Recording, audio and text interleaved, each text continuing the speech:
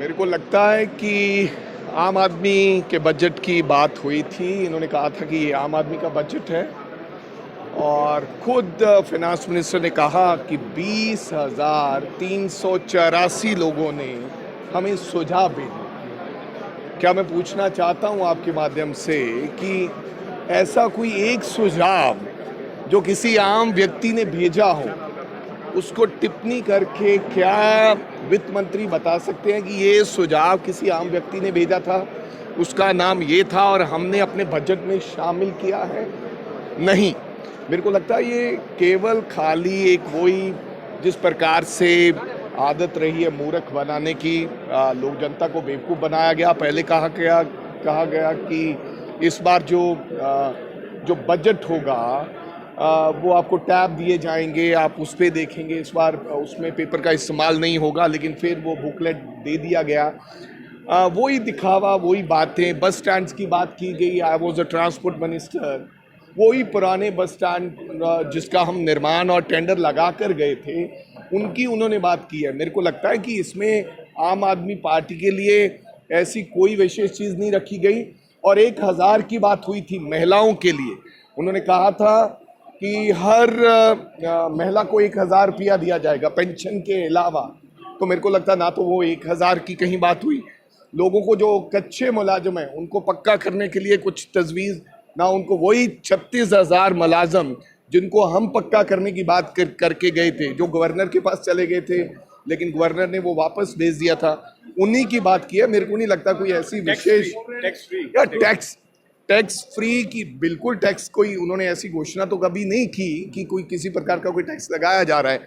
लेकिन बहुत सी चीज़ें ऐसी है, जैसे हमने वाटर वर्क्स का बिल माफ़ करके गए थे गांव का, जो उन्होंने अब लागू करने की तजवीज़ बना ली है, वो लागू करने जा रहे हैं। उन्होंने कहा कि 1 अप्रैल से हम 1 किलोवाट वाले को 300 यूनिट फ्री बिजली देने जा रहे हैं, जबकि 200 यूनिट बिजली फ्री दिया जा रहा था। लेकिन ये कहीं नहीं बताया कि जो हम 7 किलोवाट वाले को हमने 3 रुपये सब्सिडी का फैसला किया था, 7 किलोवाट से जो नीचे लोग हैं वो ये फैसला लागू रखेंगे और ख़त्म करेंगे। जो मेरे पास जो इंफॉर्मेशन है कि उसको इन्होंने खारिज कर दिया गया है। सबसे बड़ा जो धोखा हुआ वो हमारे पंजाब की जो हमारी औरतें हैं, इन्होंने इलेक्शंस के पहले एक वादा किया था कि हम सरकार बनने पर हर लड़की को जिसकी एज 18 साल से ज़्यादा है, जहाँ हमारी औरतें हैं, उनको हम 1,000 रुपया महीना देंगे। और उसी वादे से इन्होंने सरकार बनाई है। बहुत ज़्यादा जो इनको लड़कियों की, औरतों की वोटें पड़ी हैं और इसी कारण सरकार बनी है। 92 सीट्स इनको मिली हैं। लेकिन अब 3 महीने तो पहले निकल गए, अब बजट में कहीं जिक्र ही नहीं किया गया उसका। जो मैं समझता हूँ कि पूरे पंजाब की औरतों के साथ इन्होंने बहुत बड़ा एक धोखा किया है।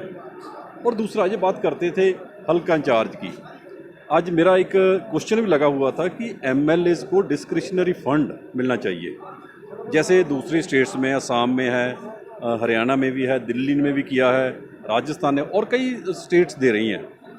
लेकिन वो उसका कहीं जिक्र नहीं किया गया कि MLAs को कोई फंड दिया जाएगा।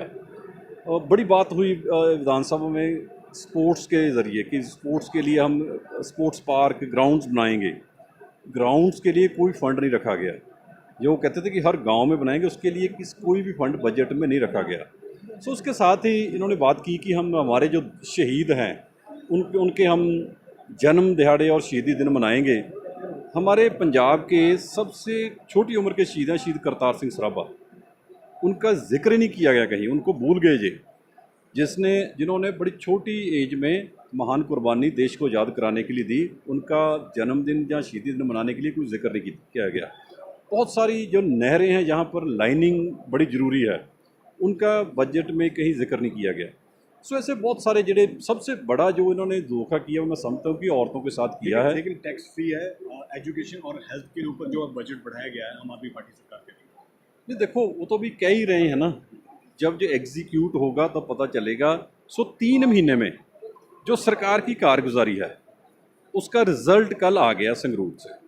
जो इन्होंने राज्यसभा में जो मेंबर भेजे थे उसका एक बहुत बड़ा रिएक्शन था। पहला ही फैसला गलत। इनके केडर में भी उसका बहुत बड़ा रिएक्शन था, पंजाब के लोगों में भी था और अपोजिशन तो था ही था।